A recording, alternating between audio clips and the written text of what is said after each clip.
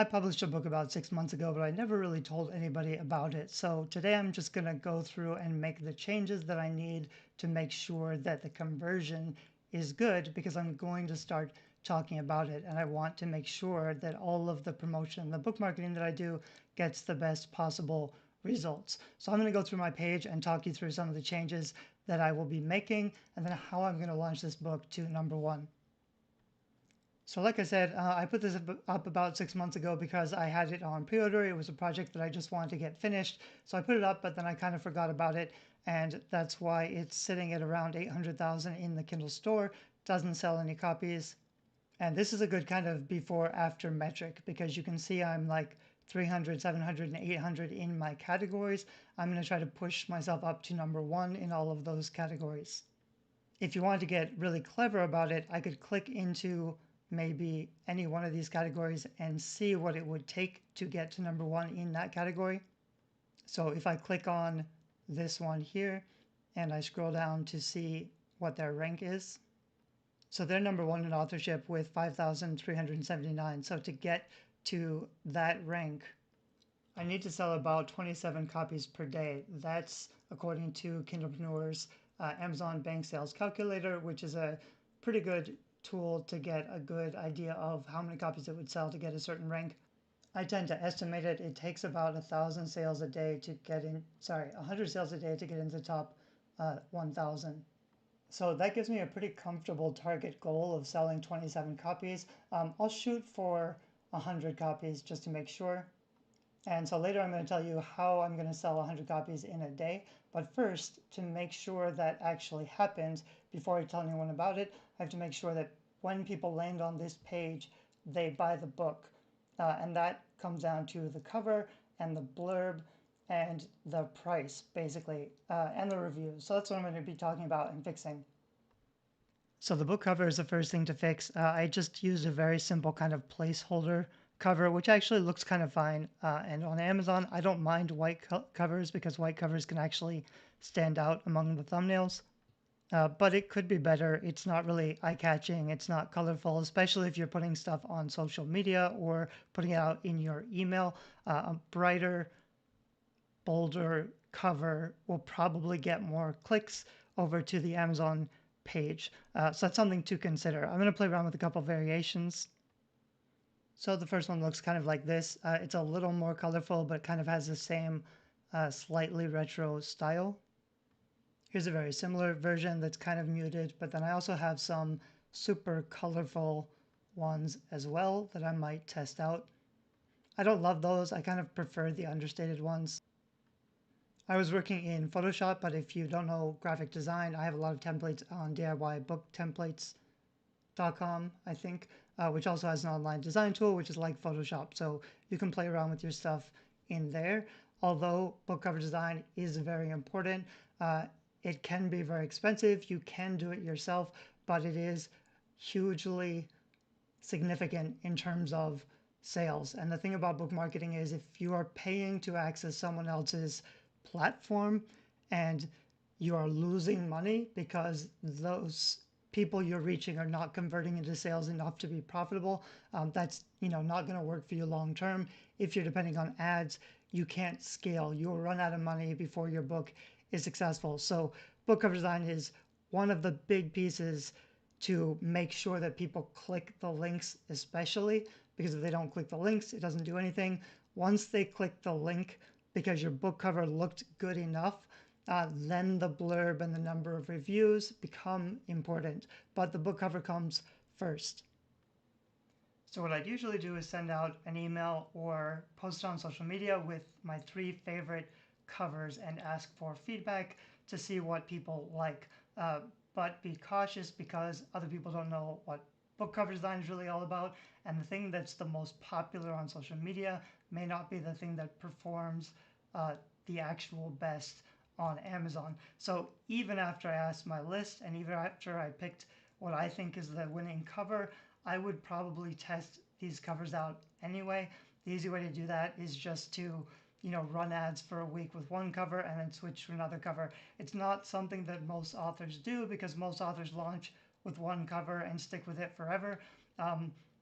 And it's difficult to tell if the cover alone is the thing that's making the difference in sales unless you're getting a lot of volume, because you would need 1,000 clicks to get 100 sales to see if you are at 10%, which is actually really high, and you probably won't get there, which means you would need more clicks for less sales. So for right now, because I'm updating this page, I'll probably pick one of those covers, which is more eye-catching than this cover. But then when I send out an email list announcement, I'll also ask people to vote on my top 3. That's something I like to do for pre-marketing anyway. I finished this book, which cover do you like the best? That will get a lot more engagement on social media or responses even by email. And that engagement gives a boost to your visibility. So the next thing is the blurb itself. I could say the title too. It might have been helpful if I was more smart about which keywords I was trying to target in my title, but this is what my book is called. I could probably change this subtitle. The rule with Amazon is you should have all the text on your cover matching exactly the text on your title and subtitle. They're kind of lax with that, so they don't always screen it manually. But generally that's the rule. Sometimes I will test around the subtitle for a few weeks just to see if I can make it stronger, and then I'll update the cover to match.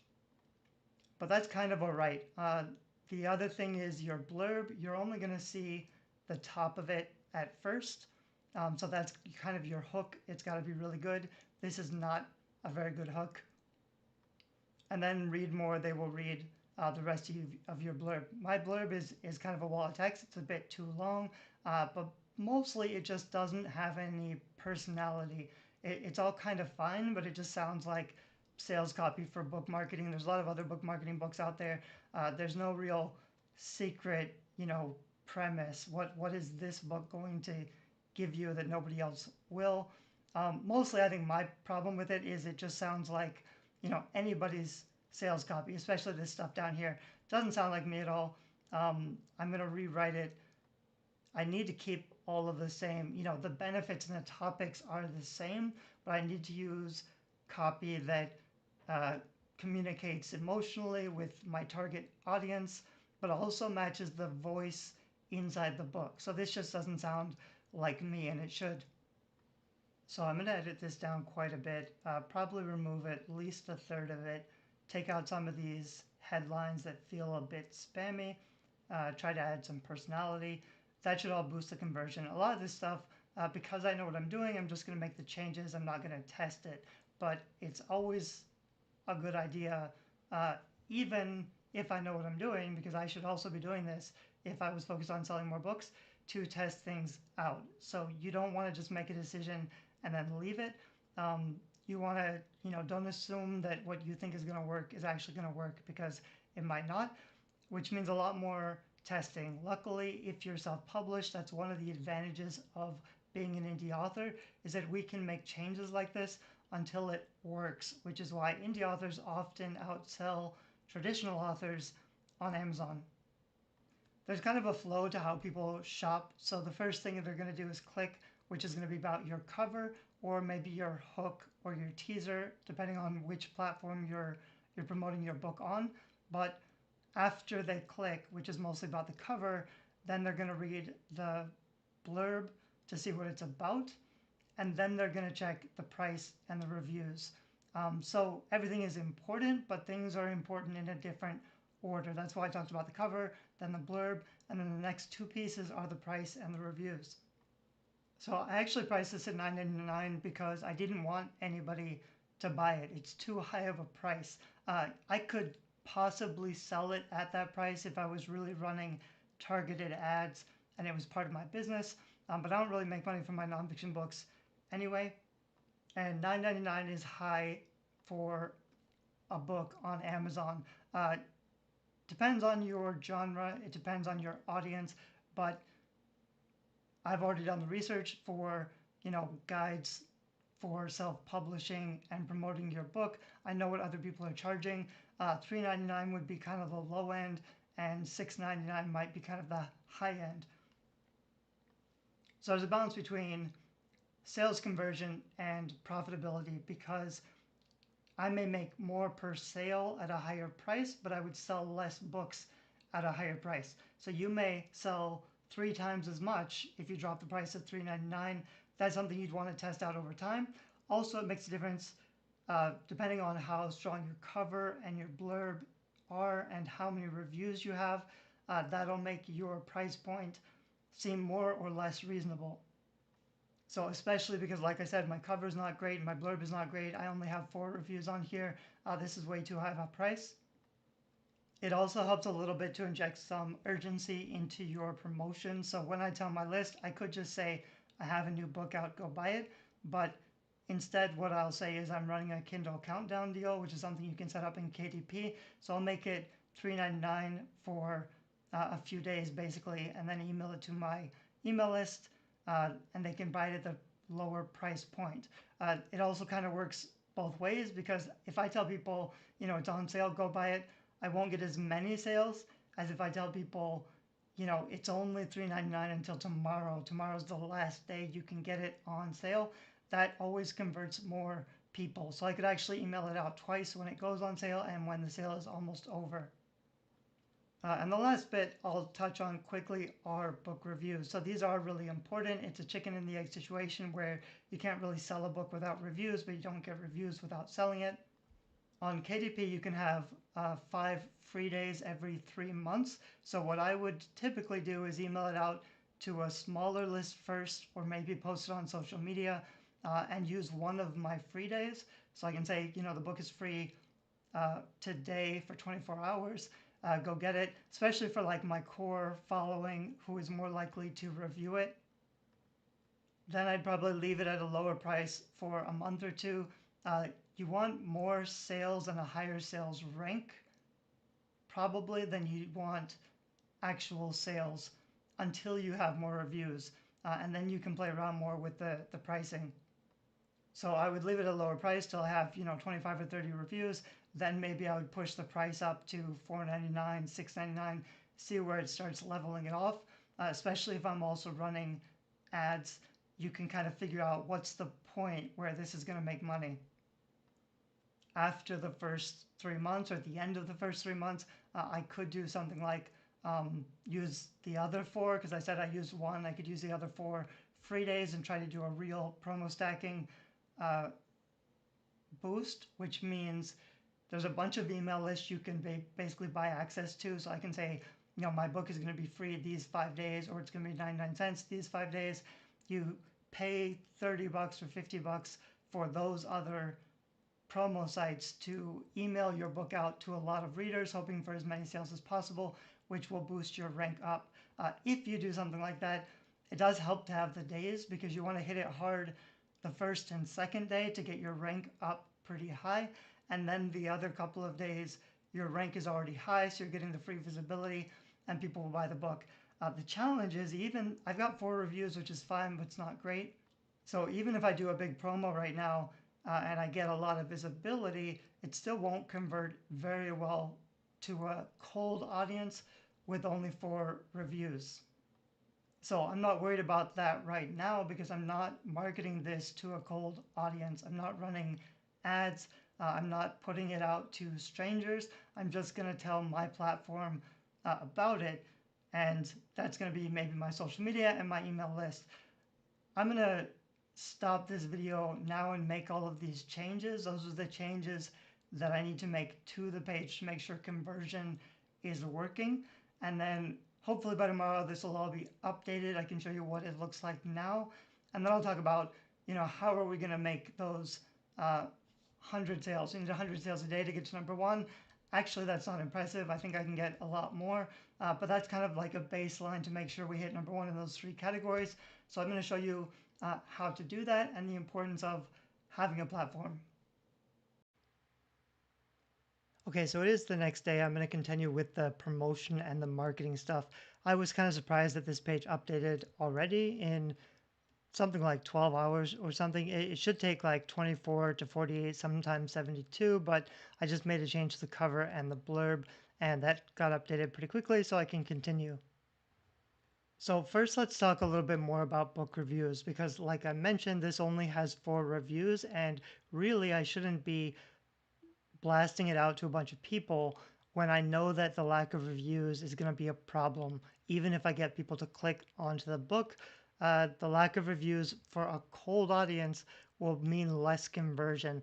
And the difference between a cold audience and a warm audience basically is the value in putting them on your list is that you have time to build a relationship with them. Whereas if you're just paying to access somebody else's platform, you've only got one shot and they'll never really know or care about you. So your conversion will be higher with people who already kind of know you. And that's something that is consistently reliable in terms of selling anything online, which is why a platform can really work.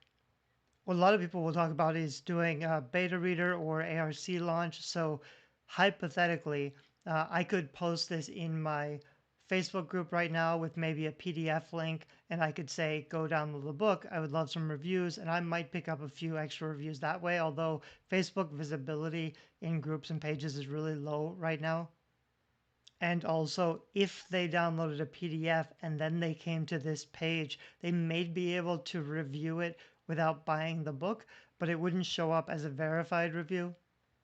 Whereas if I gave away the free copies with KDP Select first, those, even though they're downloading it for free, would show up as a verified review. It's not a huge difference.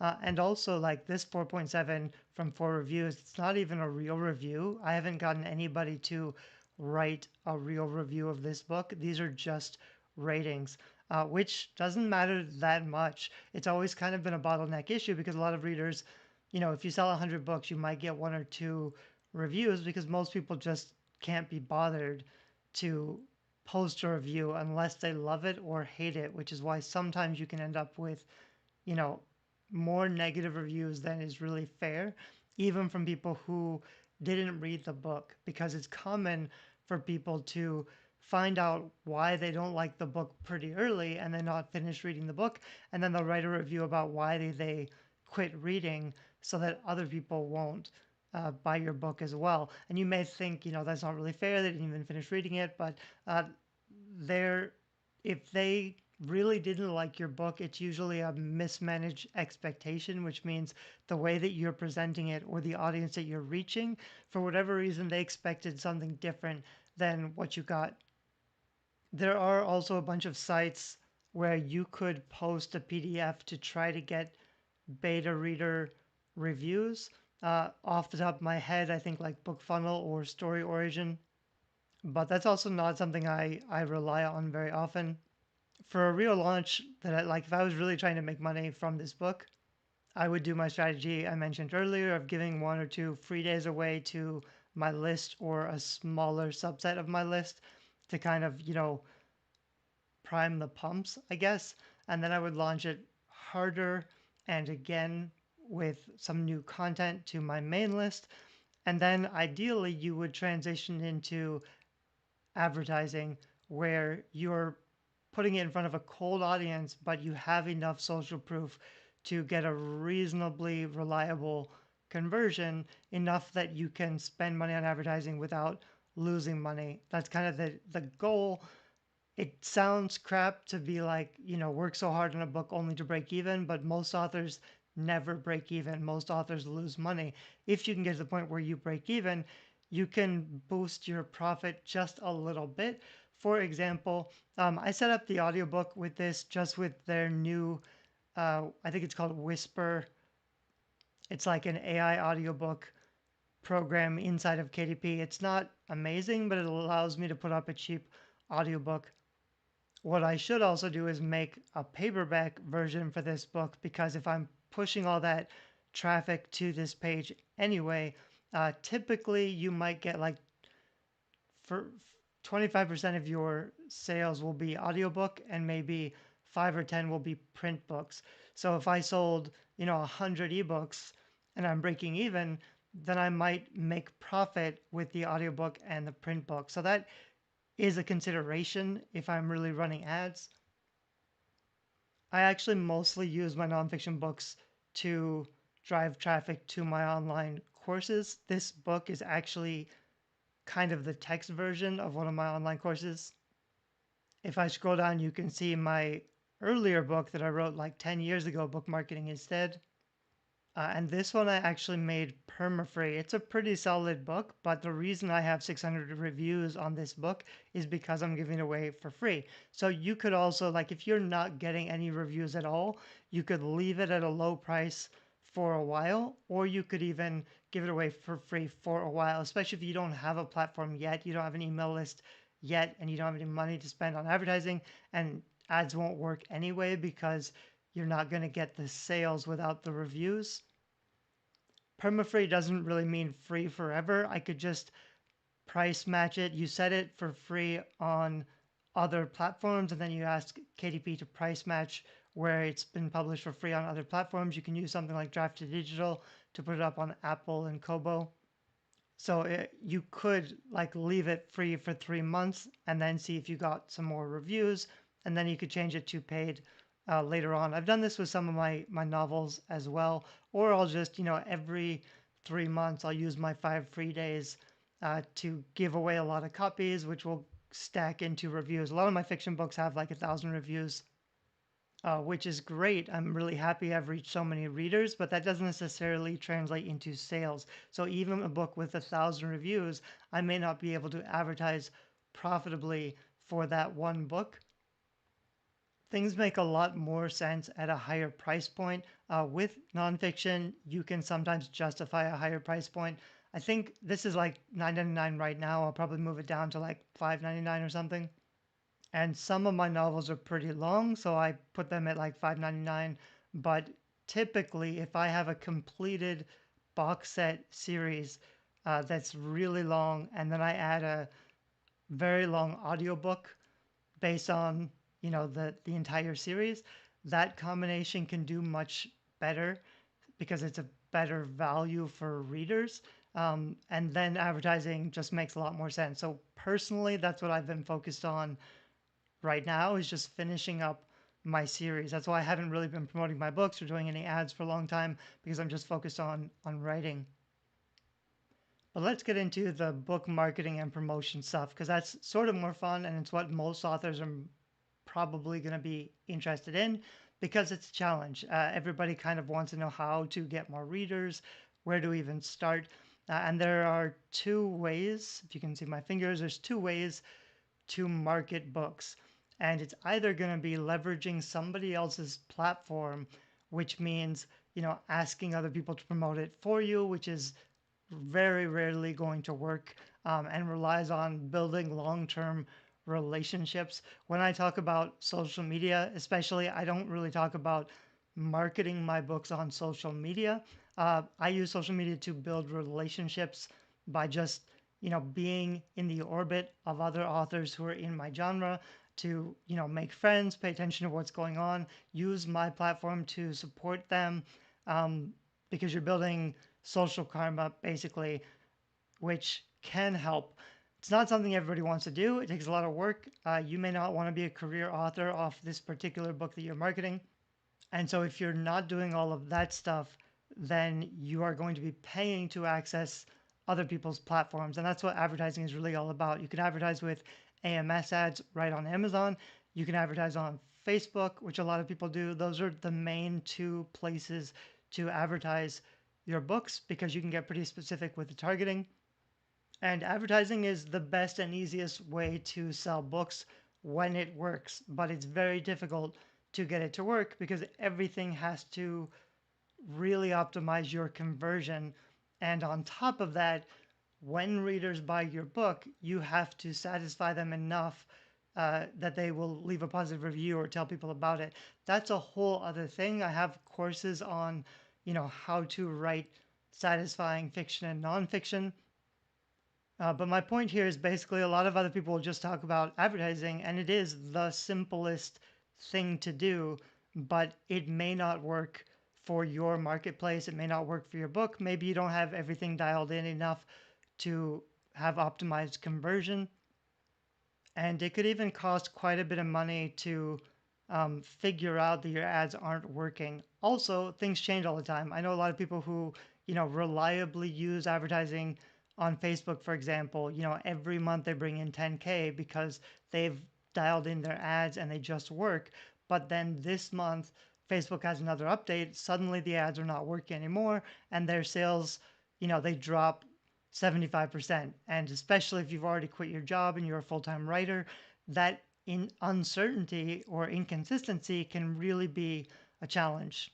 Because like if you were profitable before and then you keep running the ads, but you're making 75% less money, you're losing money all of a sudden. It could be quite a bit of money if you're spending a bunch on ads.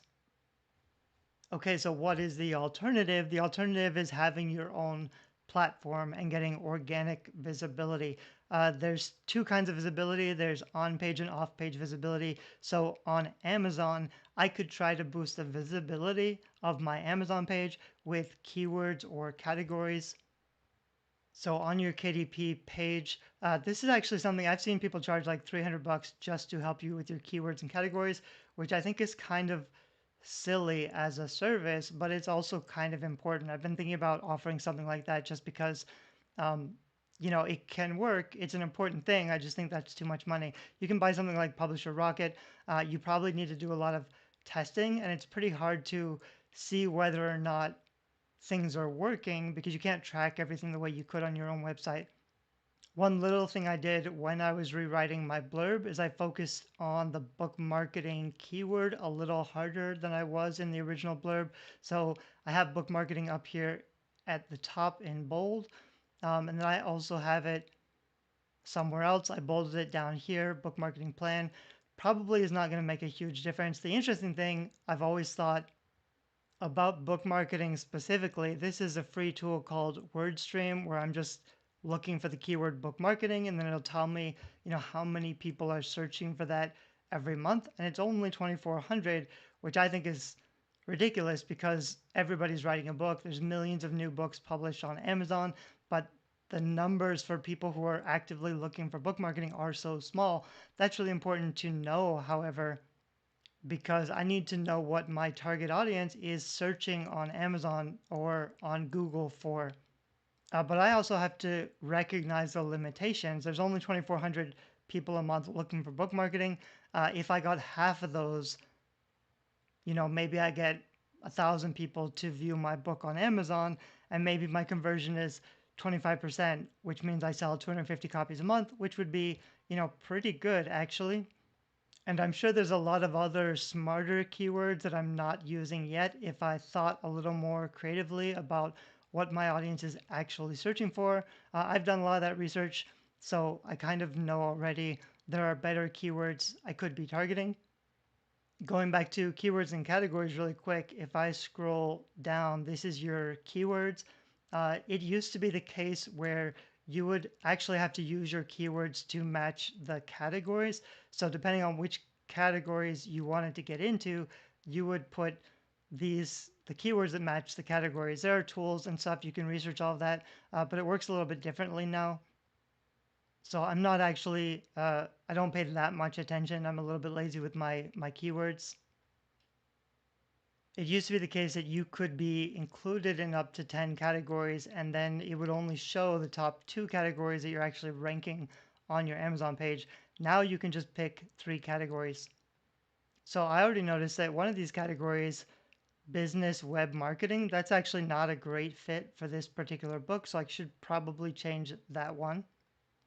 And it's actually kind of interesting because I just clicked on that particular category to get to the web marketing category page. I was going to check out which books are ranking #1, but they're showing sponsored advertisements now in the category pages, which I don't think was the case before. So these first 2 categories are actually sponsored, which means I could just pay for advertising. I'd have to, research that a little bit more carefully and see whether or not it's worth it. You'd have to know sort of, how many people are actually on this web marketing page. But I could hypothetically just pay money to be here in the #1 spot. That's not what I'm going to do right now. So I'm just going to click on this one, which would be the first in the category. And this book is 11,000 in the Kindle store. So I believe that's like 10 or 15 books a day that they're selling. which is not a crazy amount. It's going to be pretty easy to get to number one for a few days when I launch it to my list. It's going to be much harder to make it always stay there and stay in that number one spot when I'm not driving the traffic with ads unless I've really dialed in my organic strategy. Also, I was just noticing on this particular book, they've got a really nice A plus content down here. So you can add A plus content in KDP dashboard. You're going to need a lot of nice images or 3D graphics. There are different sort of ad box sizes. I'm actually going to make a tool that would allow you to make all the graphics you need to make really nice A plus content like this. I don't always do this, but especially for nonfiction, it doesn't hurt. So maybe later, after I kind of soft launch this to my audience, I might come back if I'm just going for like real conversion to a cold audience. This stuff could really help. It also looks like they have this cool little chart with other books from the same author and details about those books. I think I could set that up for all my nonfiction books. That would be pretty cool. It's probably something I should do. There's even a product video down here, and it seems like he's got a lot of these, so he must have asked his audience to, make a bunch of video um, testimonials, which is pretty cool. It's something I should probably consider asking my audience if anybody would be interested in making videos like this. The benefit for them, like it doesn't really work unless like they're getting free visibility. So if I'm going to market my book really hard and it's going to get a lot of eyeballs on my book, then anybody who gives me a video for my book would show up on my Amazon page. That's free marketing for them if they had a relevant product. So if they also had a book on publishing or book marketing or something. Also, since I'm here, I'll mention one other thing about book cover design. I mentioned I picked this cover for right now, and it's fine. It may not be my favorite one, but I think it's fine for now. But I'll show you some of the reasons that I chose it. If I go over to one of my categories in authorship, I can scroll down and look at what books in this category look like. And for nonfiction, but especially like writing guides, but almost all nonfiction, you're basically either going to have a clean serif font or a bold sans serif font. So these first two books that are more like the craft of writing has a nice serif literary font. They're also mostly white, pretty plain covers, although they do have, the splash of red or the blue that helps it stand out. But the first several books are like that. So writing guides that are about writing, they have a serif font. This author branded hers a little bit differently because they're more black, so they stand out a little bit. But if I keep scrolling down, it's basically either like simple white or maybe black, which is kind of nice for screenwriting and storytelling, especially.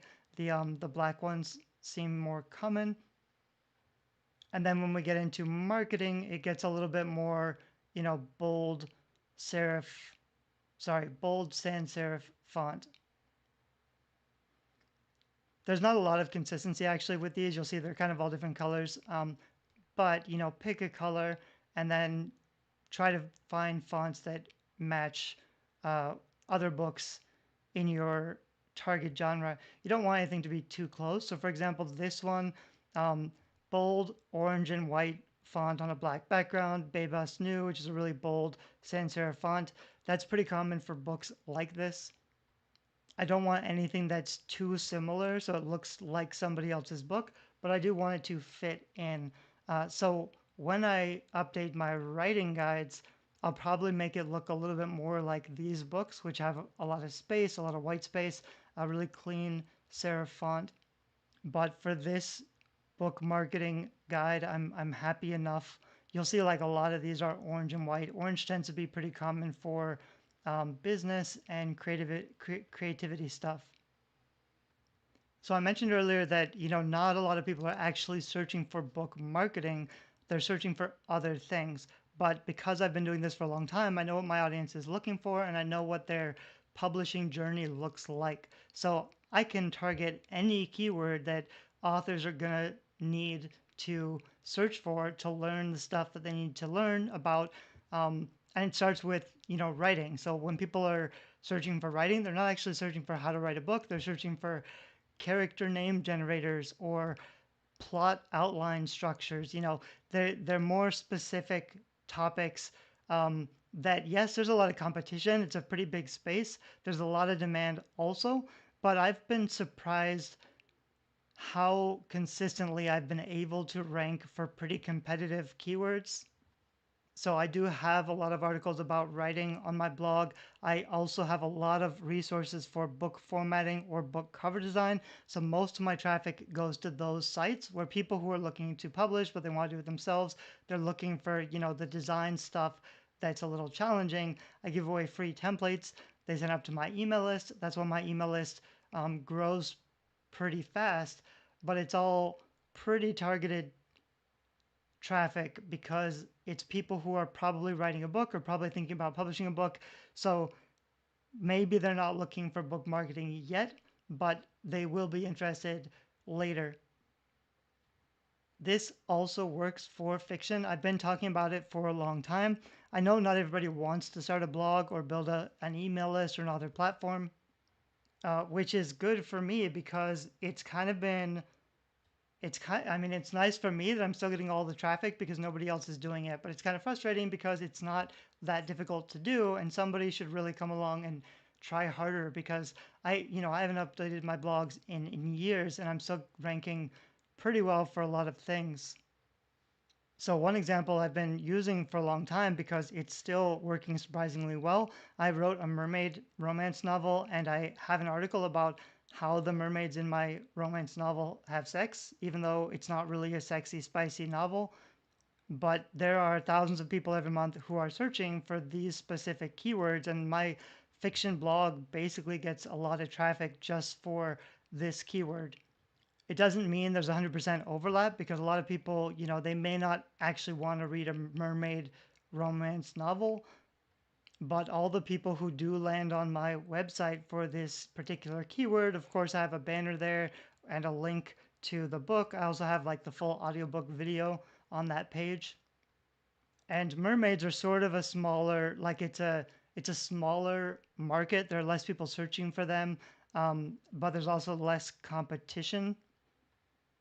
And I haven't, these are posts I published probably like 5 years ago that I haven't really updated my blog, and I'm not doing particularly well. For example, down here, Angel Novels Romance, I'm number like 15. If you're like number 15 on Google, that's like 3 or 4 pages deep, and people won't actually visit because people always click on the first couple links on Google. So even like if you're ranking number 15, that's great, but I'm not actually getting any traffic. However, I can boost this once you know what your ranks are. You can boost it with on-page and off-page SEO, which means I can make that article better with better content that's more satisfying so that people stick around longer.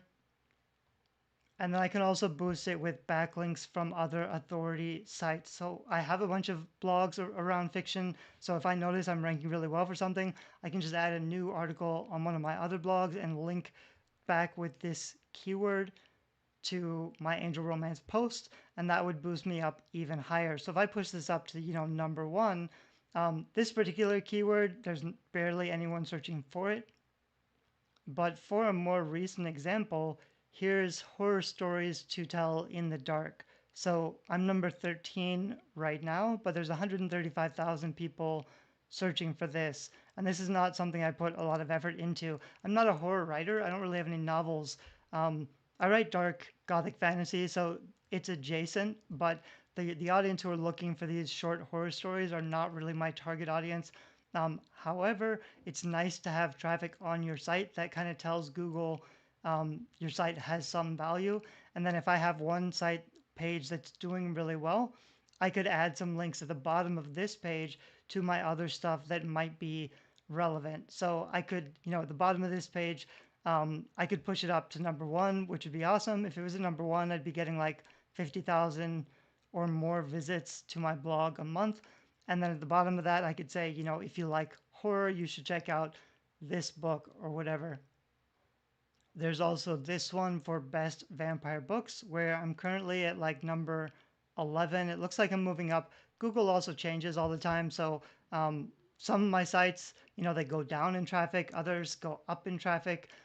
This is sort of a long term game, but this is pretty nice traffic because people who are looking for best vampire books, that's a very specific thing. I have some vampire books. So I'm 11 right now, 6,000 traffic. If I push that up to number one, I get like 5,000 people a month who are searching for best vampire books. If I promote my book at the top, maybe I get some of that conversion. Very roughly estimating if I get 5,000 a month, and I'm converting at 10%, which is pretty high, maybe I get 500 sales. But there's two really big benefits to doing it this way. On the one hand, this is traffic I'm not paying for. It does cost something to maintain your blog, but it's not like I'm posting every week. I post, a couple times a year. I post one good long post. I should definitely be more active in building it up. And you don't necessarily have to choose one or the other, because you're either building your own platform for free, or you're paying to access somebody else's platform. You can do both, and you probably should if you can afford it. But the value in having your own platform is that this is always free traffic. This is like lifetime free promotion for my book for anybody searching for best vampire books on the internet. And the other thing is that if I sold 500 books, which is actually quite a lot, then any sale that I get from this free organic visibility, it's just a little bit of an extra bump. So as many sales as you get on Amazon, the more visibility you will have.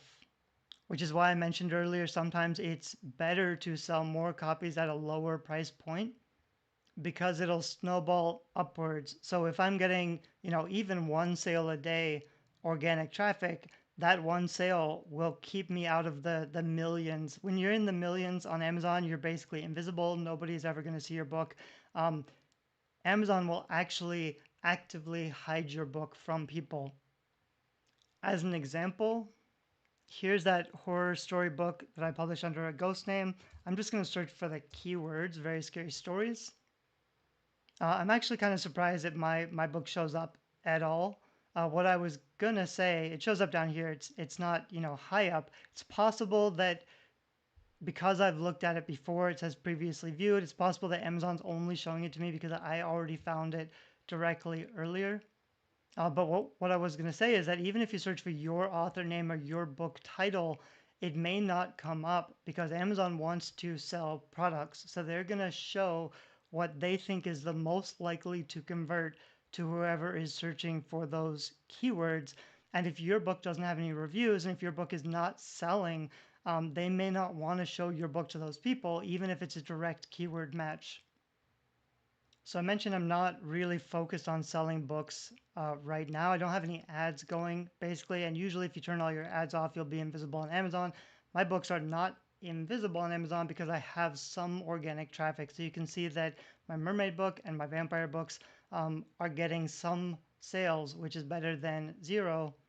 So the blogs on the articles on my website that are getting some traffic probably have a little bit to do, not necessarily in terms of direct sales, but even if I'm getting a few sales from my blog and website, that's pushing the rank up pretty high. Like if you're in the millions, you're invisible, but if you get a couple sales, you're at like 500,000. You really need to be above 50,000 to be visible on Amazon, because depending on the category, if you're above 50,000, you might be in the top 100 of that category.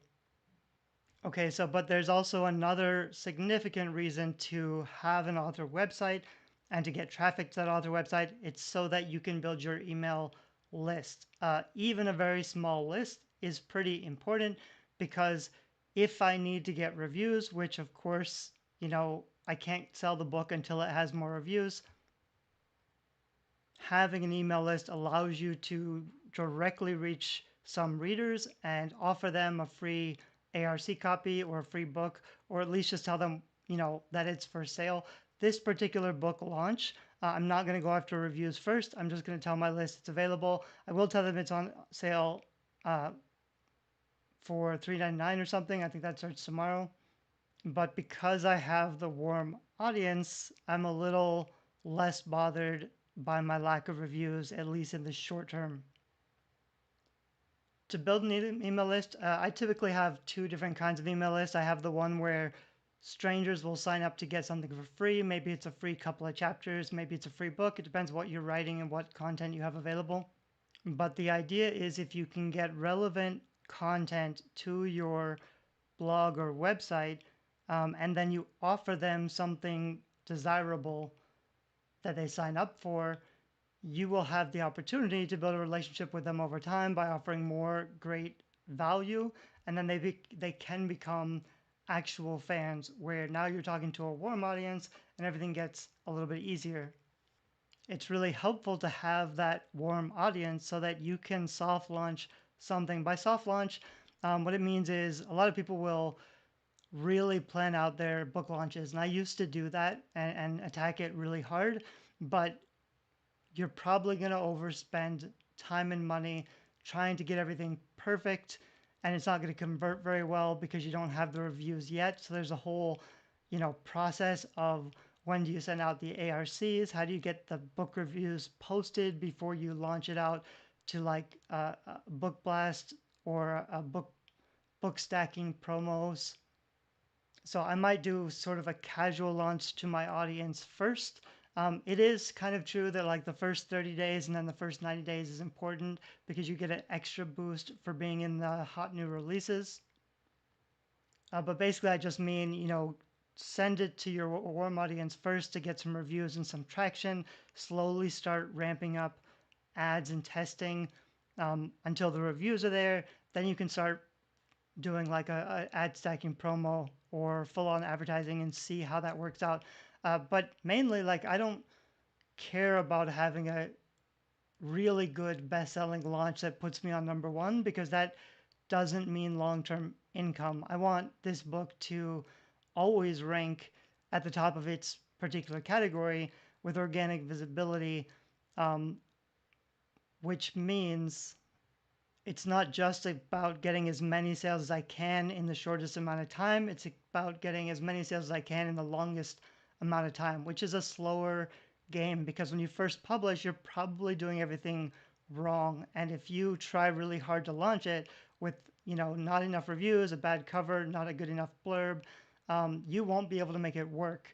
And you'll waste a lot of money on advertising and you'll feel burnt out and give up. This is the default common author experience.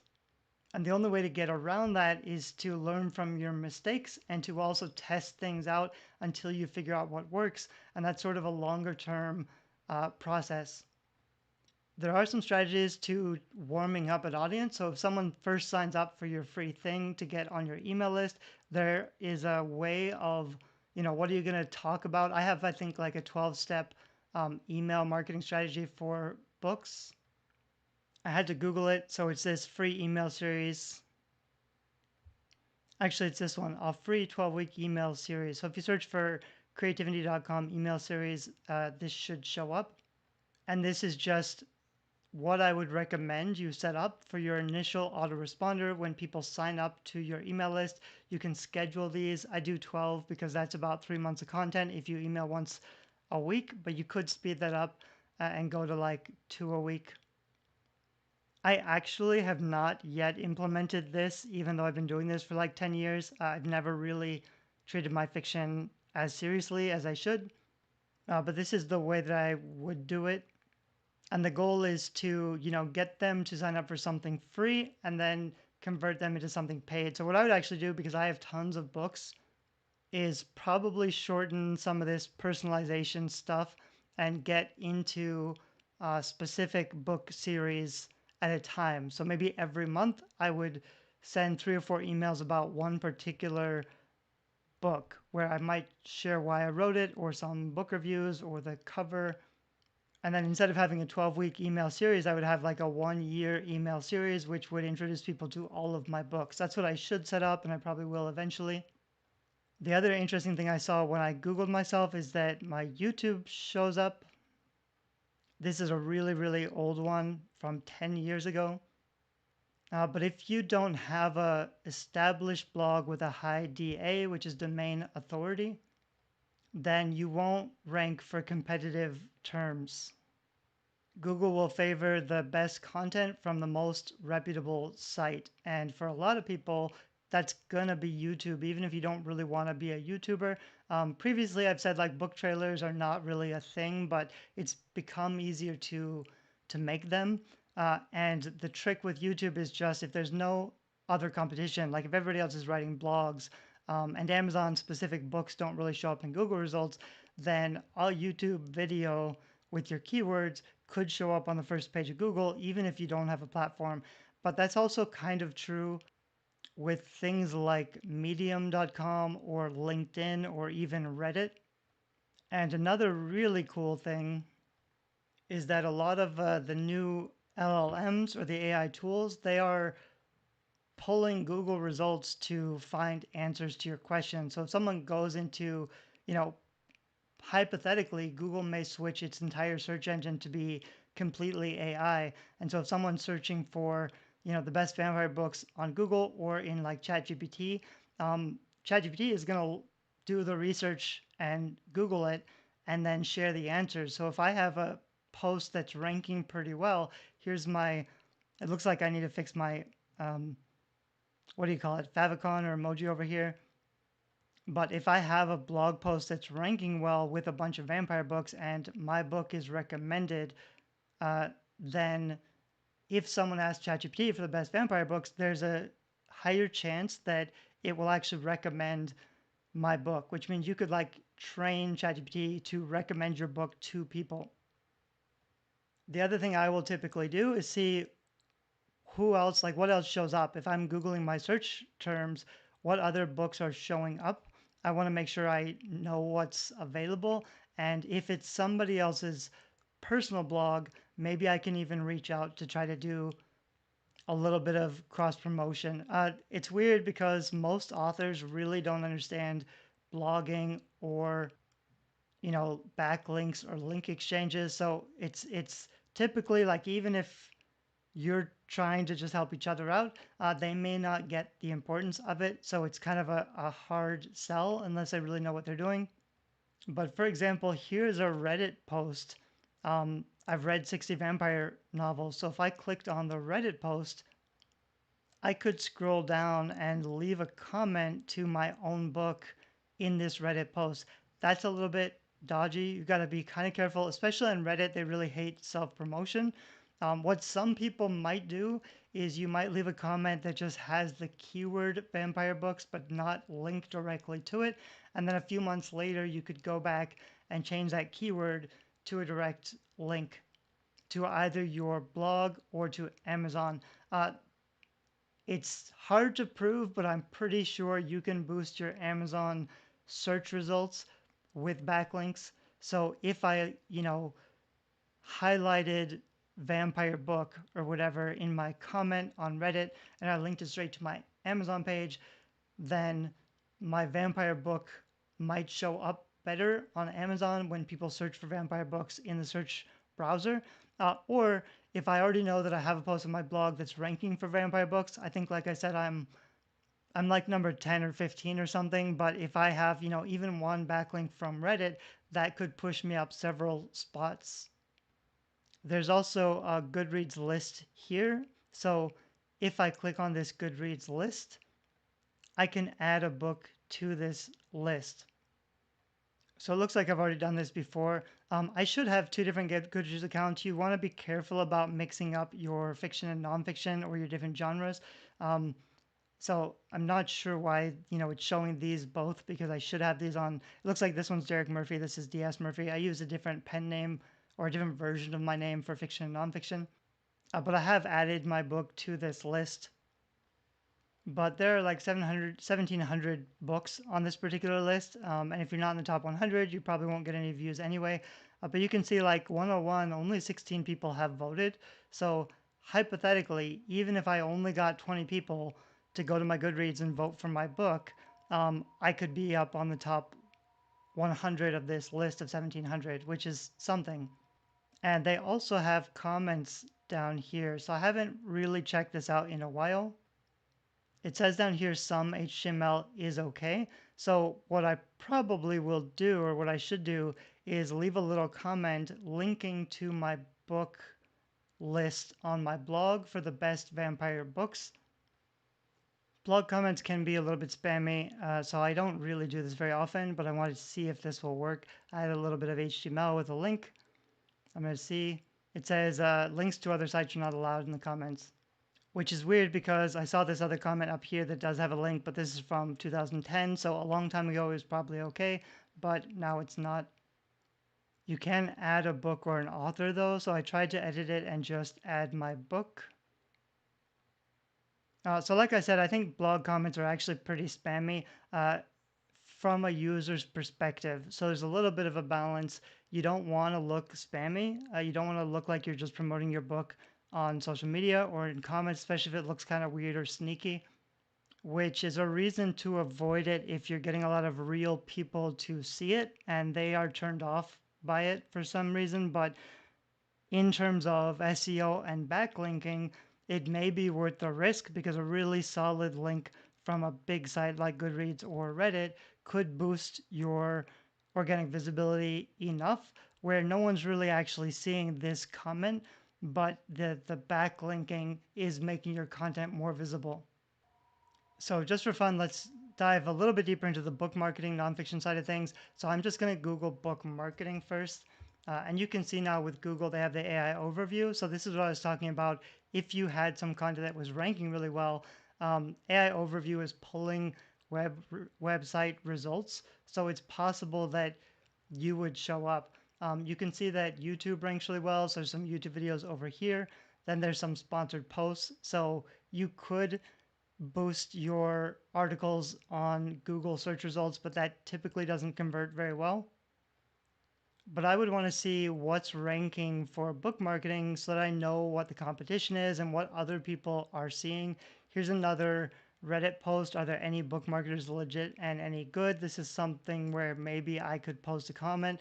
What you want to do with comments is actually give value. So this is just a quick video, but if I was really going to do this, I would write a long, solid response that is useful to people. And then in that response somewhere, I could offer more value that's free.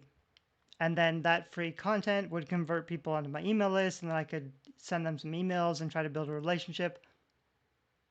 I haven't actually been active anywhere for a long time, so I'm not surprised my YouTube videos don't show up in here. If you are doing YouTube, you can give your videos a little bit of boost by embedding them on your page. So I have a bunch of high DA websites. If I really wanted to make a video and make it rank for book marketing, which maybe I'll do for this video, I'd post on YouTube and then I'd embed it on a few of my other sites with the keywords so that I could try to show up in this YouTube carousel of book marketing videos.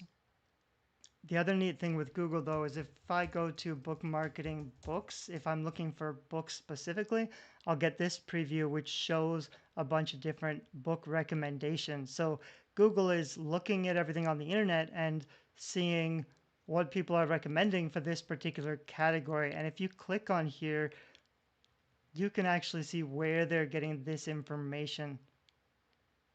So if I really want to go hard, which I do occasionally, again, this is not something you do. This isn't like being on social media and finding something to say every day. This is something you do once and then you're done. But I would go through all of these results and see which websites and articles Google is sourcing from, because some of them may be public sites. For example, here's another Reddit post. This is best marketing books, so it's not really book marketing books. Ideally, what you're looking for is a smaller website that maybe doesn't have a lot of traffic, or maybe they have a similar product so you can cross promote. Maybe they don't, and they don't really mind adding your book. You kind of have to, there's a value exchange. So if you don't have any platform and you just ask them to add your book, they probably won't. Also, if you're asking strange influencers to promote your book for you, they will not, because it's a risk for them to promote a book without having read it, and they're not going to read your book just as a favor to you. So you would need a lot of social proof first. If I was reaching out to a stranger, like I would not do it for this book because it doesn't have enough reviews yet, unless they already know who I am. And I'm asking a friend. A lot of like I've been doing this for a long time, so a lot of the results in Google are other self-publishing sites, and they probably already know who I am. If I really wanted the link, they might give me one. But I also would like I'd prefer to have a bunch of reviews first so that they don't have to worry about whether or not this is any good. And I would want to have something to trade. So I would want to, this is a different topic, but if I was reaching out to influencers, I would want to know what they're working on right now, what they are promoting right now, and I'd want to give them some boosts. And then I'd want to, like first I would share some of their content on my platforms and give them some visibility. And then I might say, I'm building some backlinks, or I'm trying to get this book to get some more visibility. Could you add it to your list of best book marketing books? And then I will link back to your post of best book marketing books so that your post ranks higher. Then they will get more traffic, but I get the visibility for my book being included. I tried searching for book promotion books this time, hoping I would get some better results.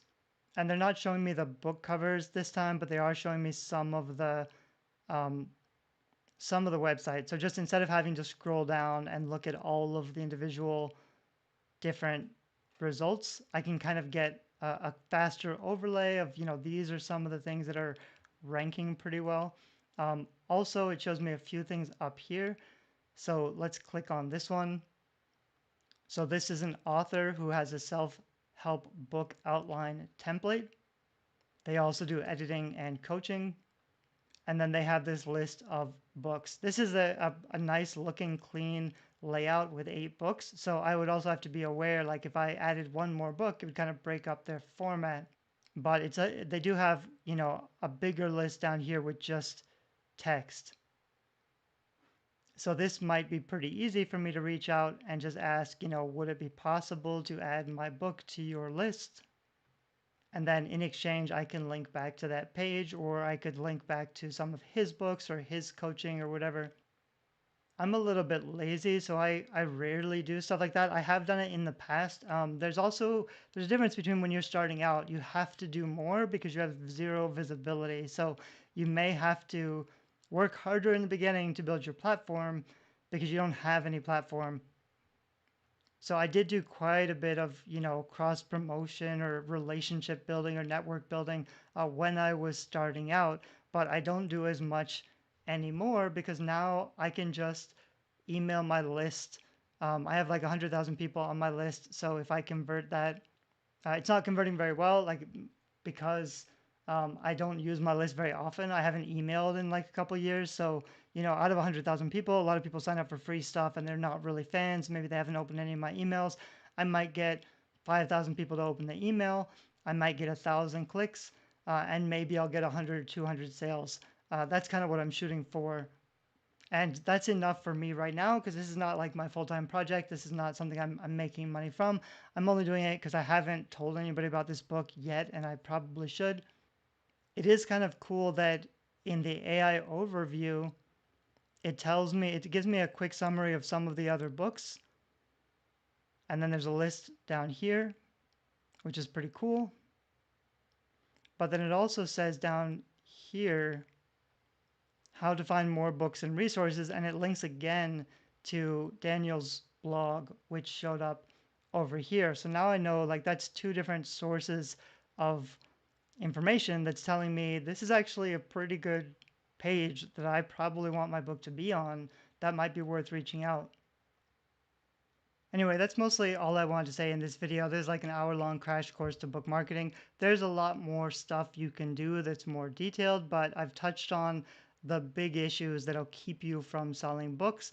Like I said, it's mostly about conversion, and then it's about visibility. So there's free visibility and paid visibility. One costs time and one costs money. I recommend doing both, but it kind of depends on whether you'd rather spend time or money. What resource do you have more availability? But I also think, advertising definitely works, but it's very competitive because everybody's doing it. Surprisingly few people are actually doing anything related to websites and traffic and SEO, which is not the most direct, um, successful way to market your book, but it is something that has less competition, and continues to work, which is why I think it's worth setting up. I also didn't even touch on, self-publishing versus traditional publishing, but if you are trying to get an agent or traditionally publish, the challenge is that they will probably want to see some online platform anyway. So even if you just set something up quickly, like you don't have to do all the stuff that I'm doing, but if you want to launch a book, you should probably have a landing page. You should probably have an email list set up with an autoresponder series. Um, you should have a great book cover, of course, just to be able to launch a book to number one, which is going to require a certain amount of reviews and warm and cold audiences and traffic. There are some things you're probably going to need to do if you want to launch a book that does anything.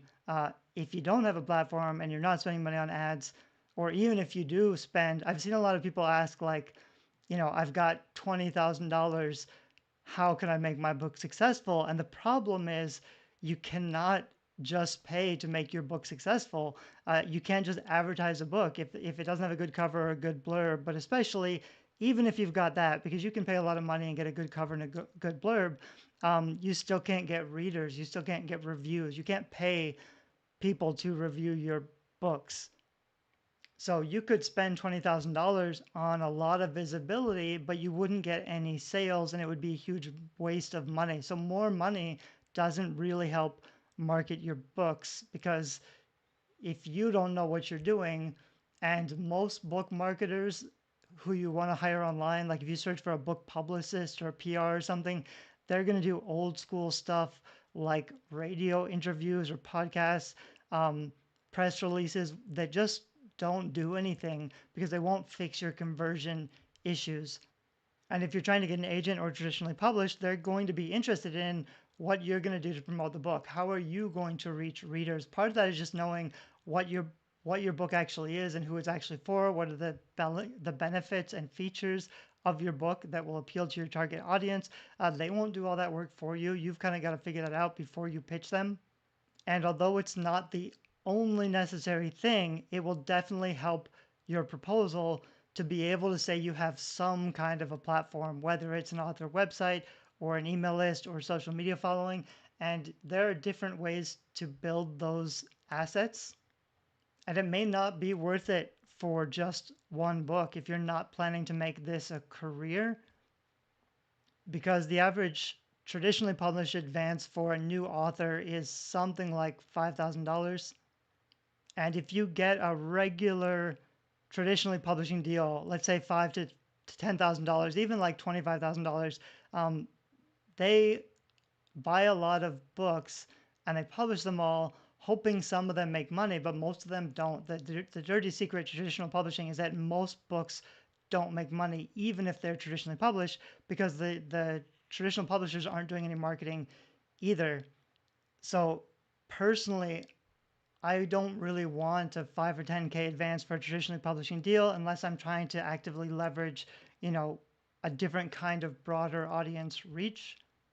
What you really want to do is build a platform that's successful enough that they will offer you enough money that they're going to be on the line, because they will promote the books that are riskier for them. So if they give you a 50K advance or 100K advance, they need to make that money back because it's a bigger investment.